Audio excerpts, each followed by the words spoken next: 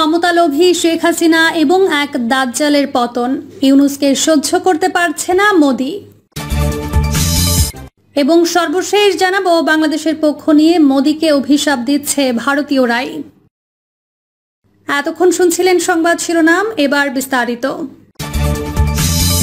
ক্ষমতালোভী শেখ হাসিনা ও এক দাজ্জালের পতন, ইউনূসকে সহ্য করতে পারছে না মোদি।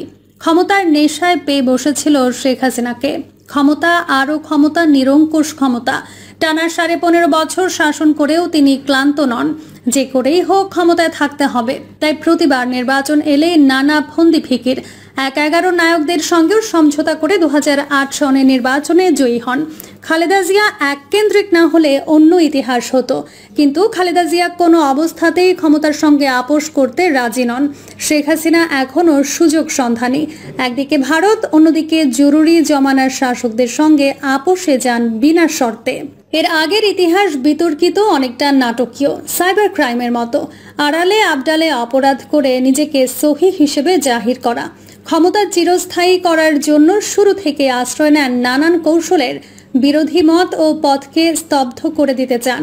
প্রধান বিরোধী শক্তি বিএনপি যাতে চ্যালেঞ্জ ছুড়তে না পারে, সেজন্য আগাগোড়ায় ছিলেন কর্তৃত্ববাদী। ক্ষমতার কাছে নিজেকে আপোষহীন করে তোলেন, বিসর্জন দেন নীতি নৈতিকতার। বিচার ব্যবস্থাকে নিয়ে যান হাতের মুঠোয়। একদিন যে ক্ষমতা ছাড়তে হবে, এটা তার অভিধানে ছিল না। কাজের পেছনে অন্য ইতিহাস লুকিয়ে আছে, তা তিনি মানতেন না। প্রতিশোধের আগুন জ্বলছিল তার ভেতরে। যে করেই হোক বাবার হত্যার বিচার করতে হবে।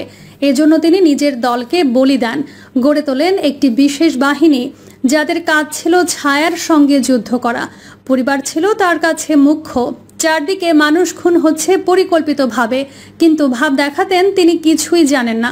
তার অভিনয় ছিল নিখুঁত, নীরব সাক্ষী ছিল জনগণ।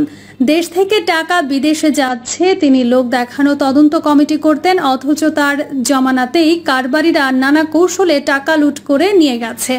আখেরে দেখা গেল দেশটা ফোকলা হয়ে গেছে। ক্ষমতা আর টাকা ছাড়া তিনি কিছুই বুঝতেন না। শুরুতে অবশ্য দেশটা গড়ার জন্য প্রচণ্ড পরিশ্রম করেছেন। শুধু অন্যায় অবিচার যখন নিত্যদিনের সঙ্গী, তখন তিনি আরও বেপরোয়া হয়ে গেলেন।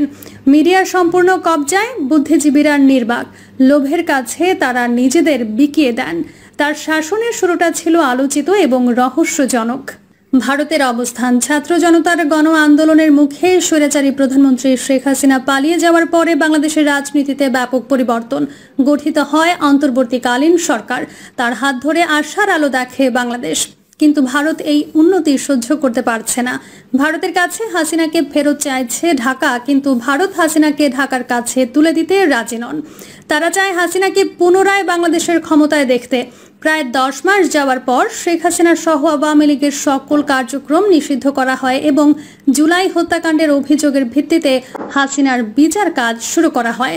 বিচারে 5 অভিযোগ আমলে নিয়ে হাসিনাকে গ্রেফতারের নির্দেশ দেন আদালত। হাসিনাকে আবারও ফেরত চায় বাংলাদেশের অন্তর্বর্তীকালীন সরকার ডক্টর ইউনূস, কিন্তু এবারও হাসিনাকে ফিরিয়ে দিতে রাজি নন নয়াদিল্লি। অন্তর্বর্তী সরকার ডক্টর ইউনূস ক্ষমতায় আসার পর থেকে ভারতের সাথে সম্পর্ক তলানিতে নেমেছে। অন্তর্বর্তী সরকার ডক্টর ইউনূস মোদী সরকার মেনে নিতে পারেনি।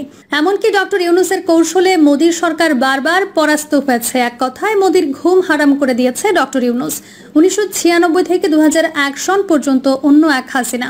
সুযোগও ছিল কম, ক্ষমতা নিরঙ্কুশ ছিল না। 2001 এর নির্বাচনে হেরে গিয়ে আরও ফুঁসে ওঠেন। অবাস্তব কিছু বিষয়ের সামনে এনে নিজেকে আরও ক্ষমতা পাগল করে তোলেন। কৌশল আটেন, অন্য এক শক্তির সঙ্গে আপোষ করেন। তখন দেশ আর জনগণ তার কাছে তুচ্ছ। বিএনপির ব্যর্থতার সুযোগে পর্দার আড়ালে শক্তির সঙ্গে যান সমঝোতায়। আর এই সমঝোতা করেন বিদেশে বসেই। সই করেন আসন ভাগাভাগির এক অলিখিত চুক্তিতে। 2008 নির্বাচনের নেপথ্যের কারিগররা নিজেদের বাঁচানোর জন্য তৃতীয় পক্ষের দুতিয়ালিতে রাজি হন।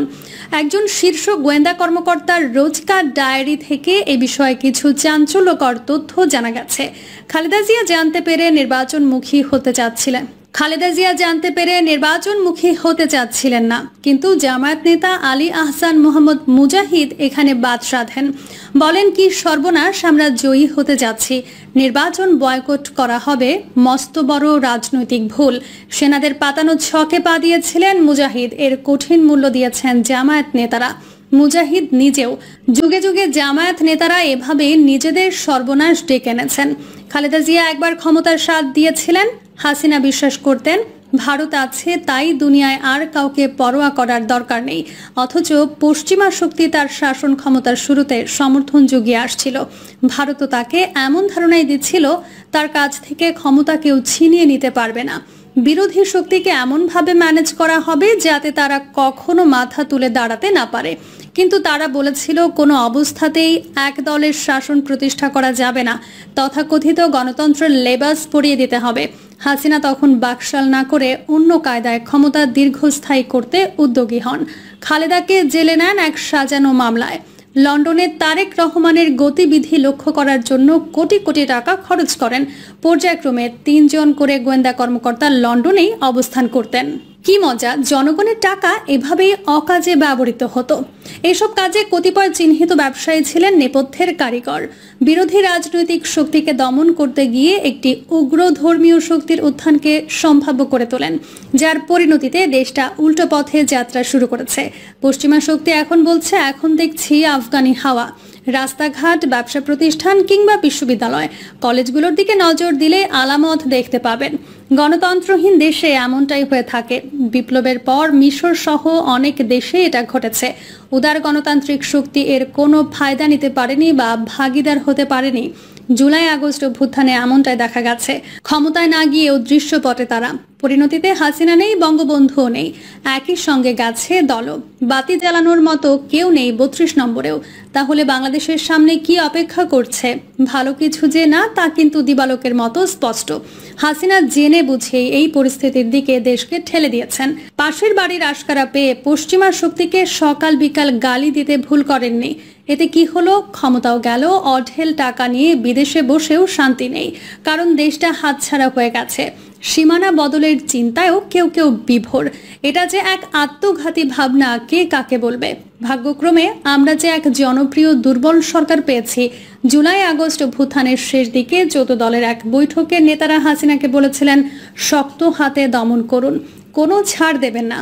এই যখন অবস্থা, তখন একজন নেতা বলেন ক্যান্টনমেন্টের দিকে নজর রাখুন। হাসিনা এ নিয়ে কোনো মন্তব্য না করলেও তার চেহারায় চিন্তার ভাঁজ দেখেন নেতারা।